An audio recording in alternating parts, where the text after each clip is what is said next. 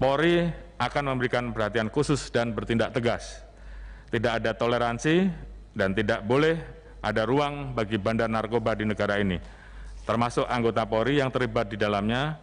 Pilihannya hanya satu, pecat dan pidanakan. Penangkapan Kapolsek Astana Anyar, Kompol Yuni Purwanti Kusumadewi, dan 11 polisi anggotanya yang sedang pesta sabu di sebuah hotel menjadi pukulan telak bagi institusi Polri.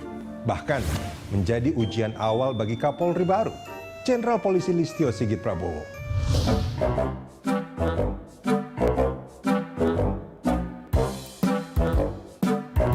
Penyalahgunaan narkotika yang dilakukan 12 polisi Astana Anyar, Bandung, Jawa Barat itu tak bisa dianggap enteng. Bayangkan, petugas penegak hukum bersama-sama melanggar hukum.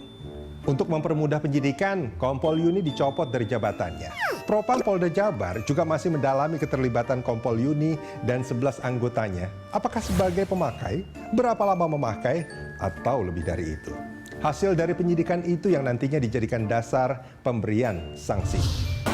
Apapun alasannya, anggota yang melanggar tindak pidana, khususnya narkoba, itu akan ditindak tegas. Ya, baik itu mungkin ada sanksi yang berat. Narkoba memang menggoda. Saat kasus Kompol Yuni belum lagi usai, 2 polisi di Jawa Tengah ditangkap lagi-lagi karena narkoba. Memang, sepanjang tahun 2020 saja, 113 polisi dipecat dan mayoritas karena narkoba.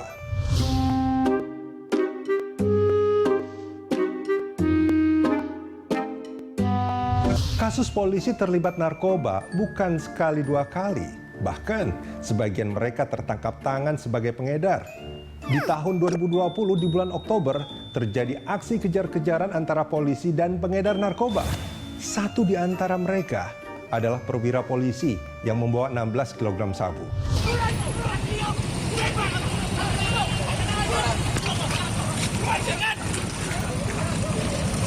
Nah, kalau polisinya sendiri yang kena narkoba, hukumannya harus hukuman mati sebenarnya itu.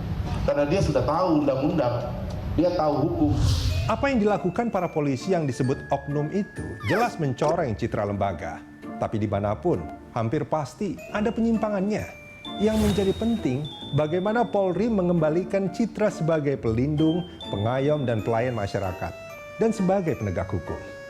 Transparansi, keterbukaan, kecepatan dan juga ketegasan Polri dalam menyelidiki kasus yang melibatkan anggotanya akan sangat memengaruhi pandangan dan kepercayaan publik terhadap lembaganya. Jangan sampai yang dikedepankan hanya kepastian hukum, tapi tak memberi rasa keadilan bagi masyarakat. Ingat, kejahatan narkoba adalah kejahatan luar biasa di Indonesia.